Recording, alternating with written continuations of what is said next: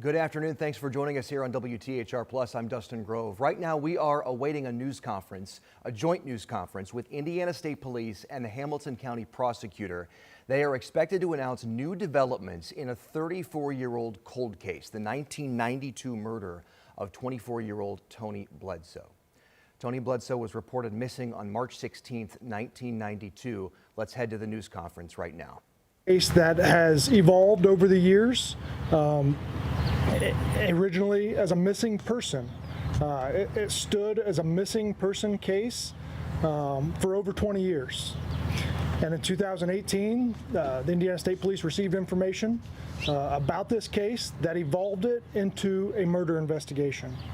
A very, very complex investigation that I will get into in just a bit that led us to this day. But again, we recognize that the family, the community, they have a lot of questions. They've had a lot of questions, and they continue to have a lot of questions. And we hope to answer some of those. But please remember, this isn't the end, and we can't answer all of those questions at this time. So I'm going to introduce Hamilton County Prosecutor Josh Coker to offer a statement. I'll return with a few more things, and then we'll take some questions. Josh? Thank you. Nope. For more than 3 decades, Tony Bledsoe's family has carried the weight of unanswered questions and unimaginable loss. While nothing can erase their pain, these developments are a significant step towards the justice they have long deserved. And let me be clear, time does not diminish the seriousness of taking a human life, and it does not weaken our commitment to pursuing the truth. Advances in investigative techniques, combined with the persistence and dedication of law enforcement officers, have allowed this case to move forward when in the past it might once have seemed unsolvable.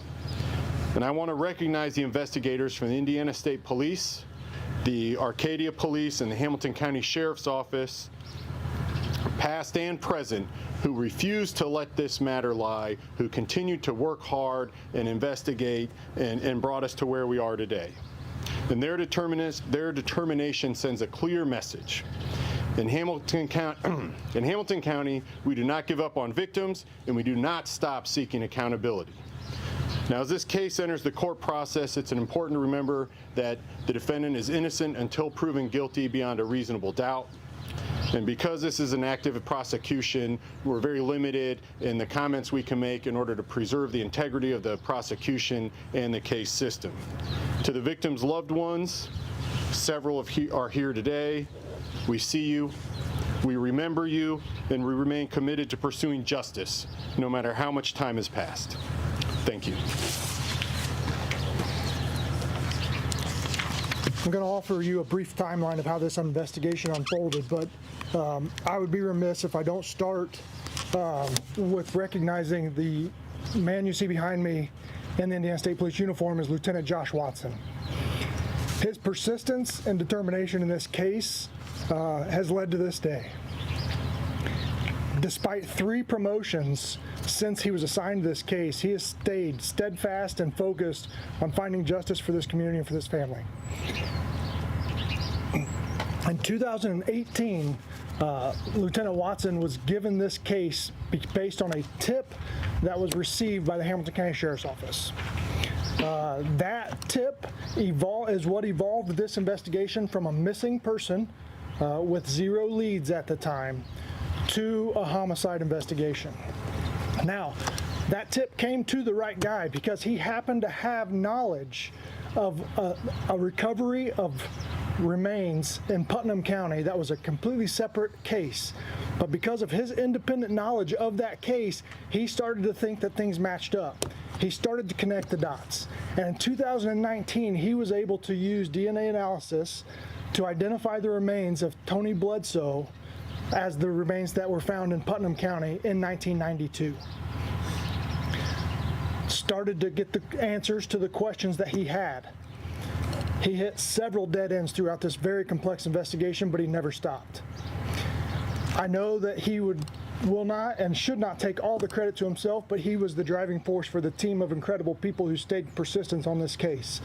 There were other investigators that played very key roles in this, As you can imagine, the challenges faced when not only investigating a case that's over 30 years old, but also examining that evidence that we recovered over 30 years ago.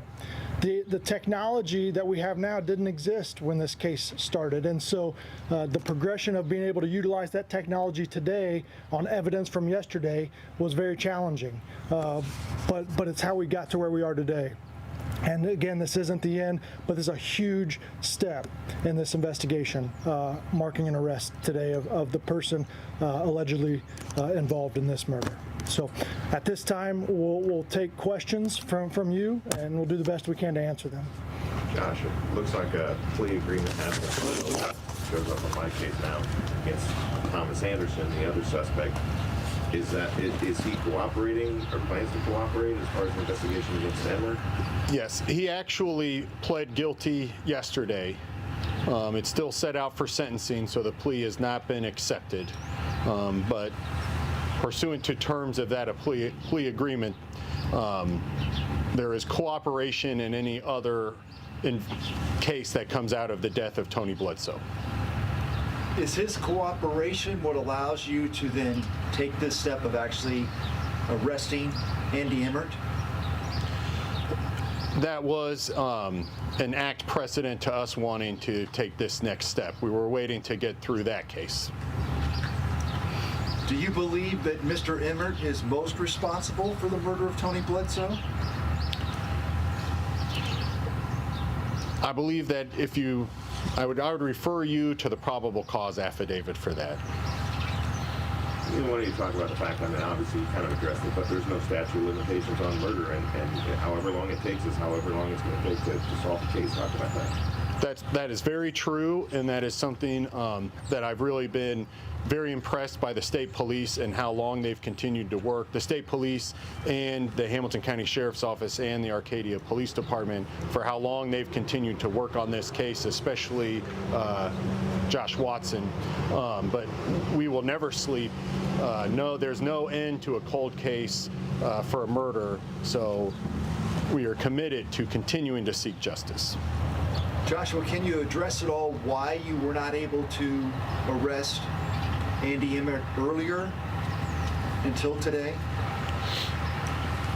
I think it's pretty, if you read through the probable cause affidavit, I think it lays out the facts. It wouldn't be appropriate for me to delve that deeply into the facts now. Anything else? Do you believe now, though, that you have everyone who was involved with this murder? Yes.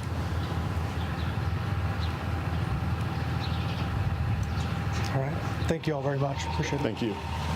Good job, gentlemen. Thank you. Thank you, sir.